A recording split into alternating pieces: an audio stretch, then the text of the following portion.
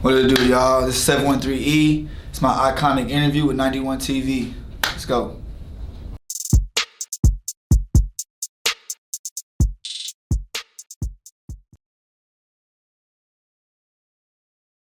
Alright. So, you say you're from Richmond? Yes, sir. Okay. Richmond, Rosenberg. What school did you go to? So in junior, I graduated from George Wrench. Okay. If not for George Wrench being built, when it was time for me to go to high school, I would have been at Lamar. Right. Okay. I went to Lamar. Yeah. Okay. It's crazy. It's crazy. I know you. I know you. Where did we first meet? I remember we met again at the at the video shoot. Exactly. We had a conversation. So that was, basically that's like, and I was waiting to get to this conversation, to be honest. You know what I'm saying? But I wasn't. I was just wait till it happened. But that's probably like what, 10 to 15 years, like in between. Yeah. This is when what I'm saying. Obviously, I was younger. I think you was probably in the class either with my sister or before. Who was your sister? Shauna Gaskin. And she stayed in Canyon Gate. Yeah, we from Canyon Gate. That's crazy. Exactly. You look like her. That's crazy. We used to be at the rec and shit. You know what I'm saying? Yeah. Hooping and you know what I'm saying? That's funny. Yeah. It's crazy. It's crazy. Me and T, we was talking about it like a couple days ago, cause we was like, cause I realized like, damn, his name is Eric. My name is Eric. I was like, but we know it, Eric though. Like, older Eric. You know what I'm saying? And then we put two and two together. It's like, bro, that is Eric. Like, some shit. That's funny. It's a couple people I done ran into from just back in the day who just like, oh snap, like that is you. Everybody kind of doing their own thing now. That's what's up though. That's what's up. Okay. So, dang. All right. So then that's dope. That puts a lot of things into perspective. So that was your freshman year going into George Ranch when I had just graduated. Right. Exactly. Yeah. Okay. What was the experience like at George Ranch? Man, it was fun, bro. Yeah. Obviously, being in a new school. When we first went in, it was just two classes, our freshman class, and then the sophomore class ahead of us. And then just growing, each year by year. Obviously, school growing, adding more people. I feel like it was a good mix of where we was coming from Lamar, the actual Rosenberg type feel, to a more like Katy type feel, or like Fort Bend type feel. So it was definitely a PWI for those who don't know, but I feel like we were able to express like our culture freely, and it was accepted, and it made for a really good high school experience, in my opinion. Yeah, I heard a lot of people say that since it was such a new school, it's like the school itself was still trying to figure things out, so there wasn't too much pressure on the kids. Exactly. Like we really, and people used to say, like, people in our class that went to other schools like Lamar, Terry, like, and even Foster, Foster being one of the newer schools, district, like, they all knew shit. We really did not do things like on a regular like standard. Right. Like, I don't know, it wasn't on no high school musical type shit, but it was kind of close to it. Like, we really had a lot of like daily schedules and events that like shit, we may be in class and our class for like 15 minutes max. Right. And then we off doing something for the rest half of the day or something. You know what I'm saying? It was like on some performing arts type stuff. On some performing arts type stuff. Like, we was really big on sports, football, baseball, pretty much all the sports. As we got older, pretty much got like really serious. And we're really good at it. We got a lot of good athletes, a lot of good performing arts people, agriculture people. Like, it was like a perfect mix of like every type of person that you can like meet in one school. And it offered something for everybody. Really That's live. It's crazy how much high school really does shape, a lot of like what's going on like with you in your life. Cause like for me, I look back on like my days at Lamar. It's like I've always been like who I am right now, but that school didn't give me any real platforms, on that avenue. Like, it wasn't a creative school. I think the most creative thing that I did at that school was probably, being on the step team that we created ourselves, so, but that's dope. So what were the things that you were into freshman year to senior year in high school? When did the music come into play and different things like that? Man, I would definitely say that high school was it's one of those things I look back on and then, you know, kind of look at what I'm doing right now versus then, and it's like, what the hell? Like, what was I really doing? What was I focused on? And simple fact is that it was sports going in, football, basketball. We was all excited to be, you know, start football. I wasn't so into it to where I went like to the summer camps. I had my own summer hustles and shit going on. And so, but when school started, it was football, basketball. Shit, from my freshman year to sophomore year, I ended up quitting football. Wanted to stay strictly basketball. Also, was playing golf too. Shit, it was really just sports, bro. I was never the academic person. Mm-hmm. I made good grades. I was in pretty much all advanced classes, you know, throughout high school. So, you know, it wasn't like I was a bad student academically. I was a good student academically, but that wasn't my interest. Mm-hmm. I was there. You know, I grew up, you know, in a family where it's like I had to earn my privilege to do extracurricular things, you know, outside of just passing to play in school. But with my parents, if I wasn't, you know, excelling academically, shit, wasn't much I can do, you know, outside of school. Mm-hmm. So it was just one of those things, you know, just being brought up just to do what you gotta do, take care of business. By the time I got to my senior year, you know, the basketball, crazy thing happened. AAU that summer, I broke my ankle, so it really threw me off. In high school, I was hustling, and I don't know, like drug dealing and stuff like that, but like just finding ways to, you know, get money. Mm-hmm. My senior year, I started refereeing high school sports. Right, so. How you get into that? Is this all George Range? George Range got you into golf and refereeing? Nah, so it's a live school. Yeah, but it was though. I mean, if you really tapped in, you had opportunities to join a lot of stuff. But the golf came from my dad. That was influence from my dad. Nice. He really pushed that for me. The refereeing is my dad and my family, my uncles.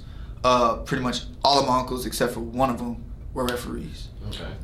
And still are. My dad's not referee. My dad was referee, a long time referee basketball.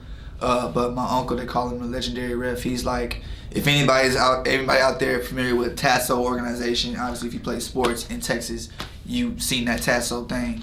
My uncle, he's like widely known in Texas as like the legendary ref, you know. So the connection is easy for me to get into that. Yeah, and you come from a sports family. And I come from a sports family, you know. Okay. All right, that's pretty cool. So with you being so big into sports and everything, where did the music influence come from? So I grew up in church all my life. So, you know, and usually you hear, you know, people, especially black, you know, artists, they, for the most part, got a church background, you know. So nothing different there for me. My dad, he was a music guy. I'm talking about books, not books, but you know them CD cases. Books and books. I keep saying books. Cases on cases on cases. CDs. One thing that he never listened to though was rap. So it was a bunch of soul music, bunch of R&B music, bunch of even some pop music. You know, Michael Jackson, Prince, that type of pop. He listened to pretty much all radio stations except for the rap radio stations. Do you have a reason for that? He just didn't like it, or was it more to it? He's an old school person, and I adapt to that same, you know. My music doesn't really reflect the typical rap hip hop of today. It's the older hip hop, you know. I mean, everybody enjoys a lot of soul to it. That vibe. I'd rather be on a slow beat than a fast beat. Right. You know I can hear you with the currencies, you know, maybe a Larry June, something like that. It's crazy because that's what people compare me to, bro. I mean, I've been, not to, you know, put myself on a high pedestal, but my comparisons have been Snoop Dogg, Larry June, Dom Kennedy. Dom Kennedy is one of my biggest inspirations, as well as Snoop Dogg too. I go for the Snoop Dogg appearance, the Snoop Dogg feel, just the genuineness of, you know, what he portrays, right? And you know, the type of person he is. Dom Kennedy as well. You think that stems from your father's influence of his preference of music? I think it does, man, because I'm a fan of Don Kennedy. Any fans know what he likes, the things that what they're sampling, it's all the same thing. So it's all the same taste. And I'll be the first one to say, like, again, I don't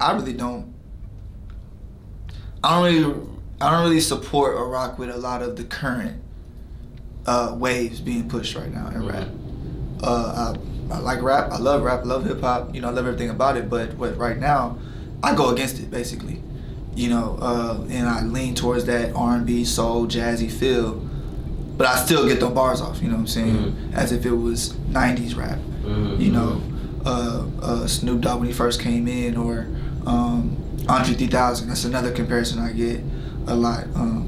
So yeah, when it comes to music, that's where I've always been musically inclined. Grew up playing the drums. So you're a drummer. I'm a drummer. I've been playing the drums for my church. In the church. Full time since I was a sophomore in high school. 15, 25 now. So you know how to read music. You understand structure and organization. I understand structure. Understand organization. I've just been learning how to read music and even write music, and that comes from school. So how did you, when you were playing in the church back in the day, how did you know what to play? Listening. Just listening. Listening and watching. Listening and just mimic what they showed you. Mimic it, and that's really how I've taught myself everything. Was watching and listening and trial and error. That's it. Okay. So let's get a little bit more into everything that you're doing nowadays. Or actually, before I jump too far ahead, let's get back to the music real quick. So you said high school is when did you start making your music? When did you start rapping? Man, I started rapping in 2017, bro. I started rapping in 2017. A lot of things had happened between graduation of high school in 2017. I was writing lyrics, bro, though. Shit. Probably a little bit in high school. I would rap to, some of the popular songs, the instrumentals, and just have a notebook, and I'd just be, just writing. When that shift come? What caused that shift of, I'm putting this on the track? What made me actually start recording music is, honestly, I got fed up with hip hop, with rap, how it was. You're talking about period between 2015 2017. That was a period for me where I felt like, I'm not gonna say 2015. 2015 was a good year of music. That was actually my favorite year of music, was 2015. Those were some of the last good years. That was some of the last good years, bro. Where they started really changing. Exactly. It was 2016 going to 2017 that got me. And I'm not gonna point any artists out because, I'll say 21 Savage. Prime example. When 21 Savage first came out, I was like, I don't really like it. I can relate to that. When he first came out, it was comical to me. The gun sounds of the ad-libs and everything. It was comical. It was more comical than anything. It was different, and I was one of those real tough hip-hop heads, too. It's just I like what it is.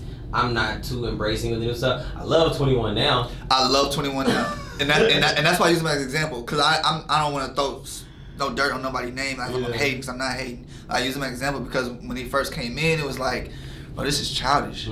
This is really childish. Like, I don't want to hear this. Like, I know that his beats are good. Obviously, the engineering is good.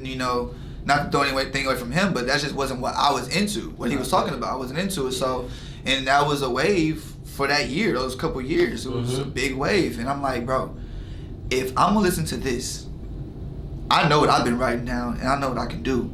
I know I can. I'm not really a freestyler like Lil Flip.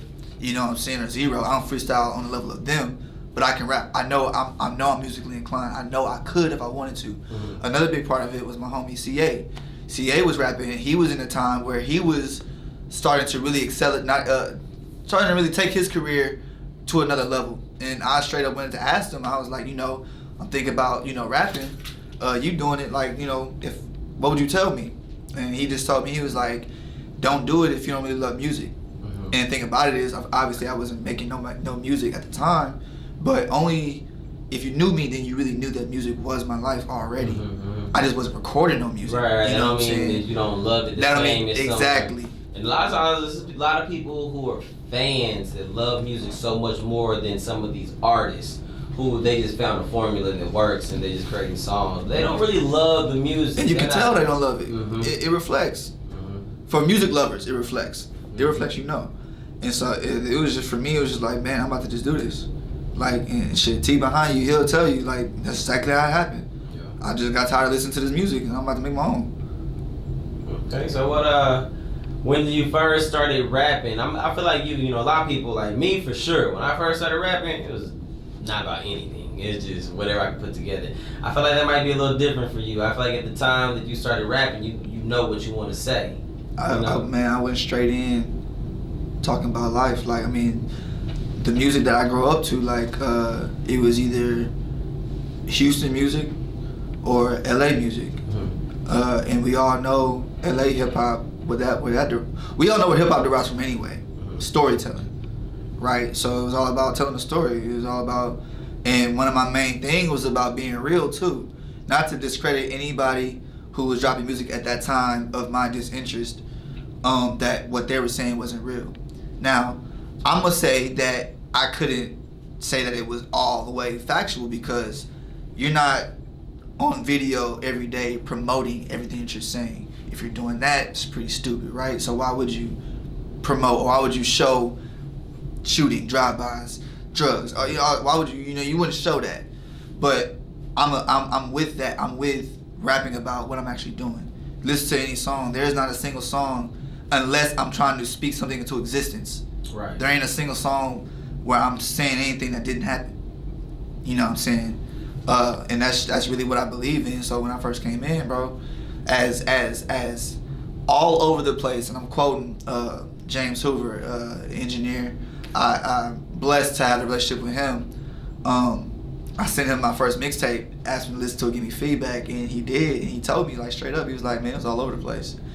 Even when it's all over the place, I can tell you that the lyrics, though, like, if you listen to it and you know me, then you know everything was 100% just facts. It was everything I did, sipping on syrup, smoking weed, you know, entertaining girls. Like, that was my life, and it kind of is my life now, with a lot of other stuff, bigger stuff, you know, added. But at the time when I first started, 2017, that's what it was. I was just trying to entertain people, but keeping it real. So, tell me, like, how you feel about speaking things into existence in your music. Well, like I said earlier, I grew up in church all my life, so that's the biggest thing. I'm very spiritual and everything. I believe that there's power in the tongue, and the more I say it, it's gonna manifest. It's gonna happen. It's also a prideful thing too. Again, I believe in making whatever I say come true. So I can't say something and then, like, not work towards it. Like, if it didn't already happen and I'm trying to speak it to existence, if I'm gonna say it and I know that a lot of people heard me say it, I gotta make it happen so I don't look like no fraud. You know what I'm saying? Like, it's a lot of pride behind it. But going back to the spirituality thing, that's what it is. You know, I really believe in that. I'm a God-fearing person. There's power in the tongue, and that's it. So are you conscious to not say certain things against yourself in your music? I am, but I still do. Mm-hmm. You know, I think as I got older and more mature, speaking truth has everything to do with pointing out what you don't like and what you don't want that you're doing. Mm-hmm. You know, there's a lot of truth in that. And when it comes to even finding your salvation, you know, just getting back to the little, you know, spiritual thing, church thing, mind you, I said spiritual, not religious, but spiritual. When it comes to finding your salvation, or fixing an issue, same things. You have to acknowledge the problem first. So, you know, there's power in the tongue, yeah. I'm not gonna say that, hey, I'm a slut and I be doing slut things, I'm gonna be a slut. No. I will admit that I've done some slut things, but I'm not the same person I was at the time, right? Like, on a track, New Music on the Way, by the way, on this track, one of the things I point out was, like, this time won't be like the last time. The man I was last time, I left him in my past time. Is this on Wavy Dogs? No, it's not released. No, it's okay. Not out yet. But even Wavy Dogs, type shit like, I got my mind right. You know what I'm saying? Or tapped into a whole new mentality. That's the first line I said. Mm-hmm. You know, I had to do it silently because all my moves too challenging. Like, you know, I will admit I had challenging times, but those challenging times are what got me to where I'm at right now. Able to excel in a lot of the areas that, in 2017 when I first started, even before 2017, I wasn't that strong as. But I will make it a point, make it an effort to point those problems out, situations, let people know where I came from, just like everybody else would. I came from this, I came from that, and I'm here now. So. Okay, so let's get a little bit out of the music and tell me a little bit about Immense Fortune. So Immense Fortune it started off as a brand that me and T started in 2015. Derived strictly off of, and this kind of goes back to coming out of high school, going to college, not really knowing what I really want to do. You know what I'm saying? I know my strengths, but I don't really know how to push them. I didn't know what avenue I was gonna, use them in. So shit, we just man, we gotta do something new. We gotta do something new, man. What we gonna do? We both into fashion, you know what I'm saying? So shit, let's start a fashion line, bro. You know what I'm saying? And when we said that, it was, let's start a fashion line, bro. It wasn't, let's start Immense Fortune. It was just to start a fashion line. So it got to, okay, bet, it's gonna be fashion. We gonna, make a logo or make a design, sell t-shirts, whatever. End up, maybe a week or two later, came up with the name out of 30 names or 50 names that we both brought to the table. Immense Fortune just stuck. That was 2015, 2016. What was it, March? Come up with our first release. Shout out to my boy, my cousin, my boy, my friend. He's a lot to me. Jerome, he was a big part of our startup too. He helped me research and getting trademarks, patents, DBAs, all that type of stuff. The real actual business legitimacy. He helped with that, and so that's how it came about. 2016 selling shirts, 2017 selling shirts. Then 2017 came. Definitely started to, grow up and started to realize the things that I valued, the things I didn't like, i.e. the music that was coming out, all that type of stuff. School was a test. It was becoming hard I was an engineer major going into TSU, and I eventually kind of fell off from that. And I got into straight, just business and entertainment. It was, let's get these shirts off, let's make this money. Me in 2017, we picked up, cameras. And started doing photography, and we were experimenting and we were having fun with it. It was so fun, so exhilarating, so eye-opening that it literally, God literally, man, it was, I went from the semester before having the best GPA that I've ever had in college to completely stop going to class. It was that powerful. It just took over. That was soon 2017. Started doing doing photography. A couple months later, that's when I started going to the studio, recording and stuff like that, making the music. So where does the 713 lifestyle get into play? So as we continue down the line with Immense Fortune, expanding and stuff like that, these are crucial years of me literally finding out who I am and my purpose in life. A lot of expansion, a lot of different experiments. Experiments and experiences. And I started working with Marvin, CEO Supervision. Supervision is the company. I started working with him, marketing and management. He wasn't really doing management for me, but he was helping me with marketing. And basically, this was a time where he was showing me not only the music business, but showing me how to actually build a brand for me and my music. And that was 2019. Started off in the summer, and that's when I birthed the 713 lifestyle. He showed me again how to really tap into what I was doing and really create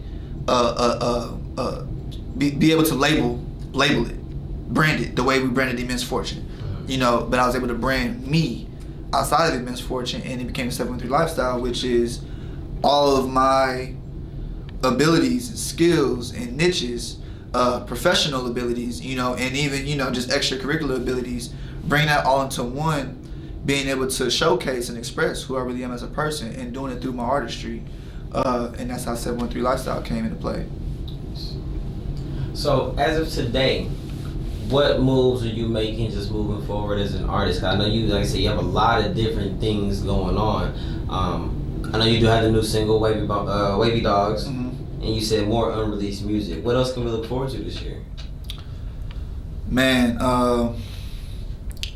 other than the music, to go into the music, I just want emphasize some key improvements that I would want to make. This is going to be my first studio album, and when I say studio album, for those who don't know, it's more so the professionalism behind the creation of the album. Right. Making sure that the production is professionally orchestrated. Make sure that the mixing and mastering is consistent throughout the entire project. I've never had a project like that where it was consistent. The visuals are in place.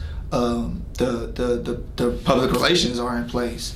Everything. I've never had a project where everything was right before I pushed it. And that's gonna be a difference with this project, is that everything's gonna be right before I put it out. And that's what's gonna make it my first debut album, And what's the name of the album? Summertime in Houston 2, which is a second installment of my first mixtape, which was, I'll again point out, all over the place, but this is different. Like I said, this time ain't like the last time. Improvement, so like I said, just preparation, professionalism, and then even, getting out there in the city and with my features and stuff like that, people working with me, productions, getting bigger names and stuff like that, just making it to where the experience for the listeners and the audience is much greater than even when I dropped my last single, which is Wavy Dogs. I want to make sure that people are able to feel, not only see, but feel the improvement, when they listen to it, when they see my music videos, when they see this interview, even when they see me, out in public, what I'm saying? I want them to be able to feel and connect with everything I'm saying now to what I've been saying in my music and to what's about to come. Outside of music, it's business, with Immense Fortune, steady expanding, just continue to grow the team. We in double digits as far as, staff members and stuff like that, which is good.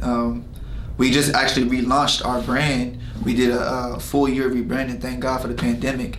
Gave us the opportunity to really tap in and rebrand. Just relaunched in December, and 2 months in, man, we killing it. We've been doing better than ever. And so overall, it's just about improvement. Taking everything that, has derived over the last, 6 years? Almost 7 years, 2022? Yeah, 7 years. Taking all those things and being able to put it into one and make it, just make it stronger than what it was last year.